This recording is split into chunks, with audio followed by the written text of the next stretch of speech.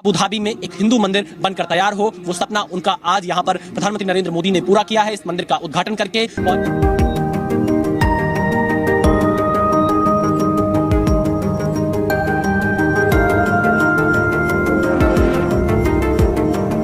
As a Indian Muslim क्या feelings हैं? क्या अच्छा लग रहा है कि यूएई में जो है वो इस तरह से मंदिर की इनॉग्रेशन हुई है फर्स्ट टाइम?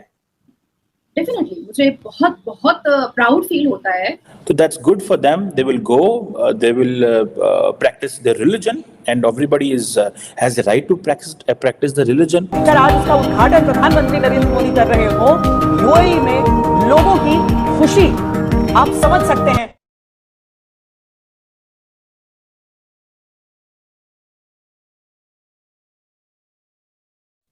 क्या ये सपना हुआ करता था कि अबू धाबी में मंदिर होगा? लगता है ये सपना साकार हो गया। बिल्कुल सपना साकार हो गया है। मोदी जी की मेन कृपा बनी हुई है हमारे पास, ऐसे ही हम बोलते हैं कि बनी रहे उनकी कृपा। पूरे यूएई की हिस्ट्री में पहली बार ऐसा हुआ है कोई मंदिर, हिंदू मंदिर जो है वो बनाया गया है। भारत के सिविलाइजेशन और कल्चर, सभ्यता और संस्कार का ढंका जो है, भारत के सिविलाइजेशन का ढंका अब मुस्लिम देशों में भी आवाज आ रही है। ये बहुत अच्छा लग रहा है आरजू जी। कुछ माह पहले जो बाब्स हिंदू मंदिर है अबू धाबी में, इसकी इफ्तिताह करने के लिए प्राइम मिनिस्टर मोदी को इनवाइट किया गया और उन्होंने उसकी इनविटेशन को एक्सेप्ट कर लिया। लेकिन जब मंदिरों की बात आती है तो हम कहते हैं नो, मंदिर नहीं बन सकता क्योंकि ये एक इस्लामिक रियासत है। तो फिर यूएई ने अच्छा करारा जवाब दिया है ना पाकिस्तान को, तो वो भी एक इस्लामिक रियासत है लेकिन वो बना रही है। अब जैसे ये जो इंडिया यूएई का जो रिलेशनशिप है, ये कैसे टर्न अराउंड हुआ है कि प्राइम मिनिस्टर मोदी जो है वो is capable enough to win the hearts and minds of the leadership of the UAE.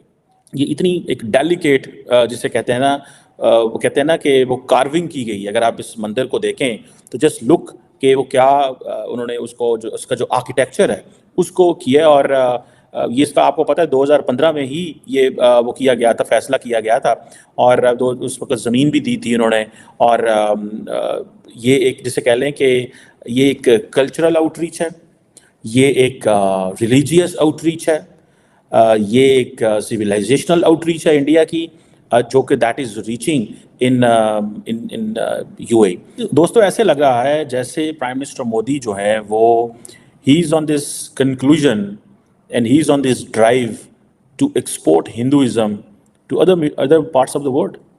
For example, क्या ये प्राइम मिनिस्टर मोदी की जो ग्लोबल ड्राइव है कि वो अपने ग्लोबल मसल फ्लेक्स कर रहे हैं, कि वो समझते हैं कि जैसे जैसे इंडिया के इकोनॉमिक रिलेशंस दुनिया के साथ ठीक हो रहे हैं, it's time to export the religion as well to these countries. 72 एकड़ की जमीन पर जो है और वो इतनी खूबसूरत नक्काशी की हुई मंदिर बनी है। और मैं देख रही थी सुबह में, और जितने भी रिपोर्टर्स जो मेरे बहुत अच्छे कॉलीग हैं, जो मेरे फ्रेंड्स जैसे हैं, जो मेरे भाई बहन जैसे हैं, वो लोग मुझे वीडियो कॉल पे दिखा रहे थे कि नाज़िया ये जितने पिलर ऑफ द पिलर जो बना है, वो एक एक पत्थर की नक्काशी जो है वो 1.5 साल में हाथ से की गई है। तो ये मुझे देख करके आंखें लग रही थी ना कि यार मैं यहाँ क्यों अटक गई, मुझे तो वहां जाना चाहिए था। और मतलब भगवान राम की जो मूर्ति बिठाई गई है, राधा कृष्ण की जो मूर्ति बिठाई गई है, मतलब इतना खूबसूरत मंजर हो रहा है। मुझे तो ऐसा लग रहा है कि सेकंड अयोध्या हो गया है, वो सेकंड अयोध्या पार्ट 2 वहां नजर आ रहा है। तो बहुत अच्छा लग रहा है। सो हर महीने इतने हाईएस्ट लेवल पे इंडिया और यूएई की मुलाकातें हो रही हैं। That's something very extraordinary, that's very extraordinary. इसको जैसे कहते हैं ना, आसान नहीं लेना चाहिए। और ये जो इंडिया यूएई का जो रिलेशनशिप है, ये कैसे टर्न अराउंड हुआ है कि प्राइम मिनिस्टर मोदी जो है वो is capable enough to win the hearts and minds of the leadership of the UAE. एक तो जाहिर बात है इसका ताल्लुक जो है वो इस चीज़ से भी है कि इंडियंस इतनी बड़ी तादाद में वहाँ पे मौजूद हैं that they have already win the people of United Arab Emirates with the work. और वो समझते हैं कि ये हमारे लिए एक इम्पॉर्टेंट चीज़ है। तो इसमें ये है कि इसमें ऐसी बात वाली बात तो कोई नहीं है, क्योंकि जहाँ जहाँ पे पॉपुलेशन है, मिनॉरिटीज़ हैं, तो वहाँ पे उनको राइट टू वर्शिप मिलना चाहिए, राइट टू वर्शिप मिलना चाहिए। कोई देखें इस्लामी मुल्क है, इंडिया एक सेकुलर मुल्क है, लेकिन आप देखें जितनी भी गल्फ कंट्रीज़ हैं इंडिया से ना सिर्फ मोहब्बत करती हैं, प्यार करती हैं, बल्कि उनके लिए मौके भी बहुत दे रही हैं कि आओ यहाँ काम करो, यहाँ इन्वेस्ट करो, free interest, free tax system से यहाँ पर आओ, फ्री इंटरेस्ट बैंकिंग सिस्टम उनके लिए बनाए जा रही। क्यों इतनी अहमियत क्यों दी जा रही है? ऐसा क्या ख़ास बात उनमें है जिसकी हम में कमी है? देखें, वो ना हम सिर्फ नाम के मुसलमान हैं और ईमानदार जो है ना वो हमसे ज़्यादा। सबसे बड़ी रीज़न ये है। और दूसरी है कि वो इंडियन हमसे ज़्यादा लॉयल हैं, ऑनेस्ट हैं, ऑनेस्ट भी हैं और लॉयल भी हैं। तार साहब, भारत के वज़ीर आज़म नरेंद्र मोदी अबू धाबी में हैं और वो कह रहे हैं, और जो सबसे इम्पोर्टेंट बात थी कि उन्होंने जो इंडियन डियास्पोरा से खिताब किया। तार साहब, ये बताइएगा कि आपको कोई इस रिकॉर्डेड हिस्ट्री में कोई ऐसा वज़ीर आज़म है जो किसी दूसरे मुल्क में जाके अपने डियास्पोरा से खिताब करे? क्योंकि मैंने तो कभी नहीं देखा। ज़रा इस पर भी बात करना है, इसकी सिग्निफिकेंस क्या है।